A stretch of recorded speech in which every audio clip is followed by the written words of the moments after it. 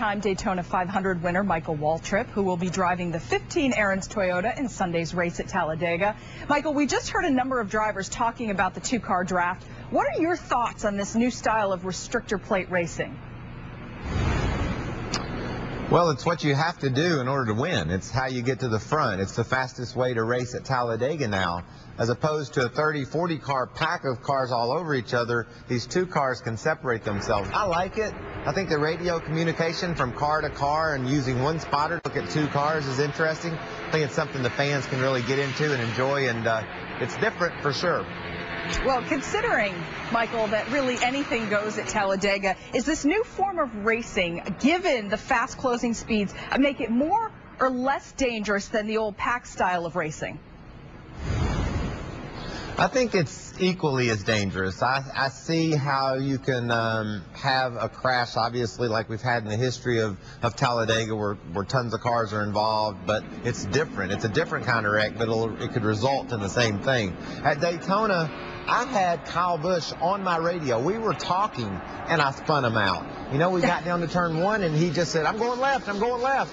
And he went left and he spun out. And same thing happened with me and my teammates. So just because you can talk, I never wrecked a guy before while I was talking to him on the radio. It's crazy what you have to do at Talladega and Daytona now. But if I'm a race fan, I can't wait to see how it all turns out. Well, and I think people think that you've got this thing all figured out. You have 4 career Cup wins, all coming on restrictor plate tracks, 3 at Daytona, 1 at Talladega. What makes, Michael, a good restrictor plate racer?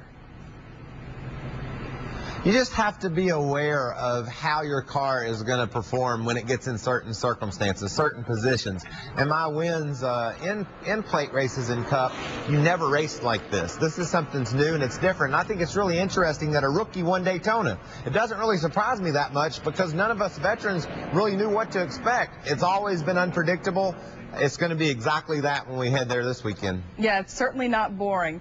I want to take a moment, if you will, to look at Michael Waltrip Racing as a team. We're 7 races into the season, and your 2 drivers, Martin Truex Jr. and David Rudiman, stand 21st and 27th in points, respectively. How would you assess the performance of the team so far? Well, if you break the season down into a couple of halves of the 7 races, we were great. You know, Martin Truex led 4 of the first 5 races. He was on pace at Daytona, out front a whole bunch. Vegas, the same thing. California.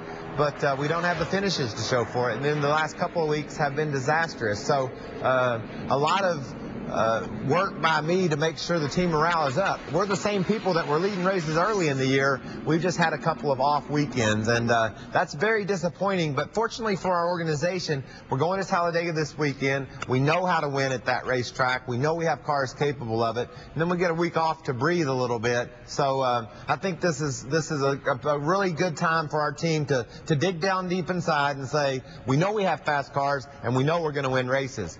You're responsible for riling up your team. I know some fans that are going to be pretty riled up this weekend. I'm curious as to what kind of reception you are expecting on Sunday. A Kentucky guy who will be driving an orange and blue Auburn car that I can see there behind you. And, of course, that's to honor their national championship and in front of a lot of Alabama fans.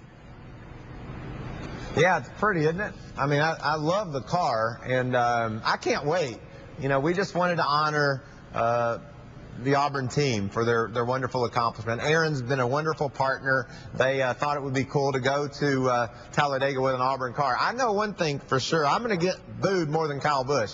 No matter how many fans are there, I know, but no matter how many fans there love Auburn, there's going to be Alabama fans, Georgia fans, Tennessee, people that don't want to see that car. And they're going to definitely make more noise than the Auburn fans. But if I could drive it to Victory Lane, that would be quite a way to wrap up what's been an amazing season. They're 14-0 and undefeated. I hope they can go 15-0 come Sunday afternoon. It's a great-looking car. Michael Waltrip making your 50th career start at Talladega. Enjoy the weekend. Good luck racing.